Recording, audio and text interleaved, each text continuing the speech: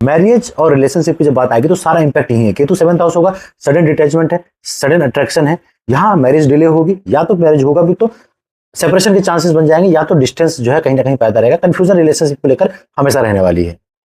जब जब प्यार की बात होगी, केतु 7th हाउस है, तो ये कार्मिक पैटर्न है। यहाँ पे आपके हार्ट ब्रेक्स होंगे, हार्ट ब्रेक के साइकिल बनते रहेंगे। कोई भी रिलेशनशिप आपका लंबा चलने वाला नहीं है। ये आपका पास्ट कर्मा लेके आया है। इस लव से रिलेटेड आपको यहाँ परेशानी होने वाली है। अगर आपका वीनस खराब है, 7th लॉर्ड अच्छा प्लेस नहीं है, तो लव साइकिल में तो आई एम सॉरी, यहाँ आपका तो हार्ट ब्रेक निश्चित।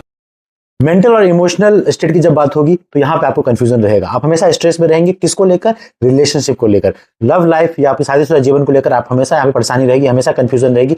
ओवर थिंकिंग लगा रहेगा, कहीं मेरा पार्टनर चीट तो नहीं कर रहा है। बिजनेस पार्टनरशिप की बात करें, 7th हाउस बिजनेस पार्टनरशिप है, तो यहाँ पे आप पार्टनर पे भरोसा ही नहीं कर पाएंगे। आपको अच्छा पार्टनर बिजनेस में मिलना ही मुश्किल हो जाएगा। आप कभी भी साथ में लेकर लंबा समय तक कोई भी बिजनेस पार्टनर आपका रह ही नहीं सकता। आप पार्टनर ढूंढते रह जाएंगे। 7th हाउस डिटैचमेंट का प्राइम हाउस आप कह लीजिए। यहाँ पे आपको स्पिरिचुअल ग्रोथ के लिए ही ये सही है। रिलेशनशिप से आप डिटैच होंगे, इमोशनली आप कभी कनेक्ट हो नहीं पाएंगे, यही इसके रेमेडी भी है। लव की बात करें, लॉन्ग डिस्टेंस रिलेशनशिप यहीं पे देखने को मिलते हैं, और वो कभी कन्वर्ट भी नहीं होता और रिश्ते वो टूट भी जाते हैं। बेसिकली भरोसे का यहाँ पे प्रॉब्लम रहता है। चाहे आप शादीशुदा जीवन की बात कर लीजिए, मैरिज रिलेशनशिप की बात कर लीजिए, या फिर आप जो है बिजनेस पार्टनर या किसी भी तरीके से आप लोगों से जुड़ते हैं, तो आप कोई भीड़ का एक हिस्सा नहीं बन पाएंगे। 7th हाउस पार्टनरशिप को दर्शाता है, तो ये छोटे छोटे जो आपके ग्रुप्स है उसको भी दर्शाता है कि आप ग्रुप में किस तरीके से एक्ट करते हैं। पॉजिटिव्स क्या है?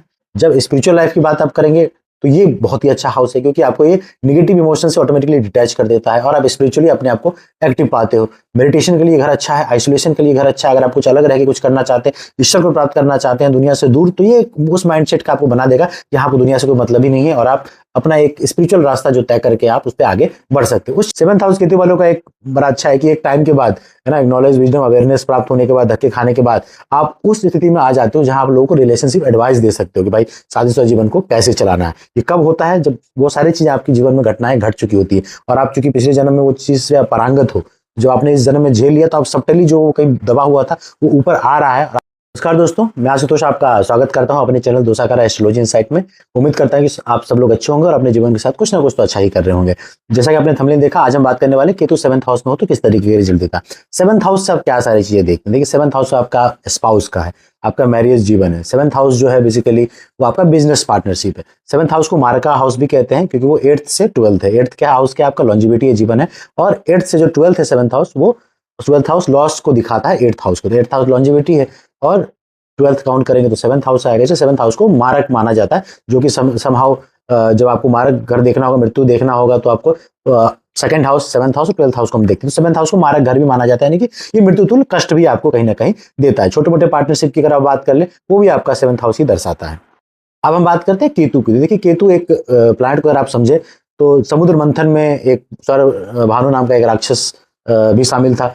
विष्णु जी ने उसको 2 भाग में काटा, तो ऊपर का हिस्सा राहु हो गया, जिसके पास हेड है, यानी कि मेंटल प्लेन पे वो काम करता है। केतु जो है धर कहते हैं शरीर का निचले का हिस्सा, जिसके पास धर नहीं है, यानी कि वो फिजिकली तो अवेलेबल है, बट उसके पास हेड यानी मेंटल प्लेन नहीं है, सोचने की शक्ति उसके पास कम है। तो जहां भी बैठता है उस घर से रिलेटेड आपको डिटैचमेंट देता है। ये पास्ट लाइफ से एक मेमोरी लेके आता है। ये कार्मिक प्लैनेट है, जिस घर में बैठेगा उस घर की चीजों को आप अचीव करके आए हो, या फिर आप वहां से आपको कुछ पेंडिंग चला आ रहा है, तो इस घर आप जानते हो कि उस घर का कैसे मैनेज करना, उससे रिलेटेड चीजों को कैसे मैनेज करना, बट समाउ वो एक सबटल मेमोरी में है, आपको कुछ पता नहीं है, क्योंकि वो कार्मिक है। अब वो अच्छा भी हो सकता है, बुरा भी हो सकता है। तो इस जन्म में वो आपके अवेयरनेस, आपके विजडम से वो वापस आएगा। जो भी सिचुएशन आपके जीवन में बनेगी, उसके हिसाब से उसके नॉलेज, उसके अवेयरनेस को आप गेन करेंगे, फिर आप उसको अच्छे तरीके से हैंडल कर पाएंगे। तो इनिशियल लाइफ में केतु जो है उस जिस घर में बैठेगा वहां से आपको चैलेंजेस ही देखने को मिलेंगे। आप कंफ्यूज रहोगे कि करूं क्या। वो है आपके पास, आप उसमें पारंगत हो, सब कुछ पता है आपके सोल के मेमोरी को, लेकिन आप इस जन्म में जो है आप उसको अचीव करने के लिए आपको उसको निकाल के लाना पड़ेगा। एक तरीके से आपको कह सकते हैं सरेंडर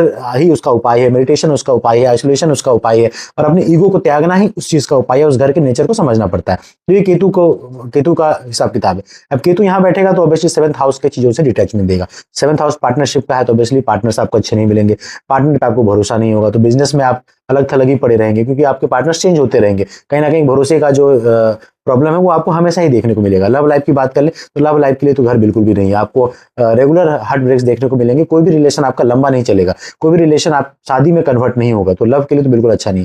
खास करके अगर आपके केतु आपके 7th हाउस में है, शुक्र की महादशा है, और शुक्र में अगर केतु के अंदर दशा है, तो वो पीरियड आप अपने कुंडली में देख लीजिएगा। जिनका भी केतु 7th हाउस में है, आप किसी न किसी स्त्री की वजह से उस समय बहुत ही परेशान रहेंगे, यहाँ तक कि आपको मृत्यु के नजदीक भी ले जाएगा, इस लेवल तक का परेशान आपको यहाँ पे केतु 7th हाउस कर देगा शुक्र की महादशा में, या केतु की महादशा में शुक्र की अंतर्दशा बहुत ही खतरनाक होती है।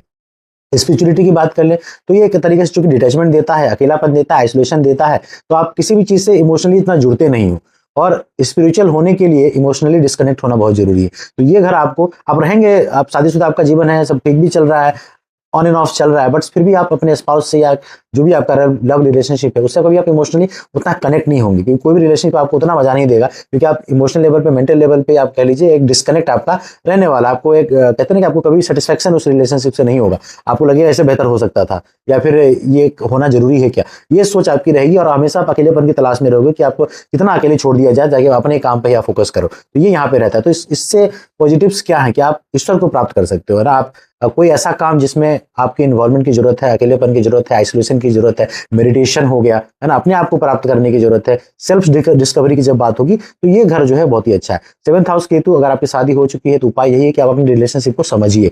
ये कार्मिक पैटर्न है, उसमें आपको अपना ईगो त्याग के एक सरेंडर करना होगा, है ना, सामने वाले को समझते हुए आपको अपने रिलेशनशिप को चलाना होगा, यही उसका रेमेडी है। जिस दिन आप ये समझ जाएंगे, आपके पार्टनरशिप्स की प्रॉब्लम भी खत्म हो जाएगी, क्योंकि आप अपने ओपिनियन हमेशा थोप नहीं सकते।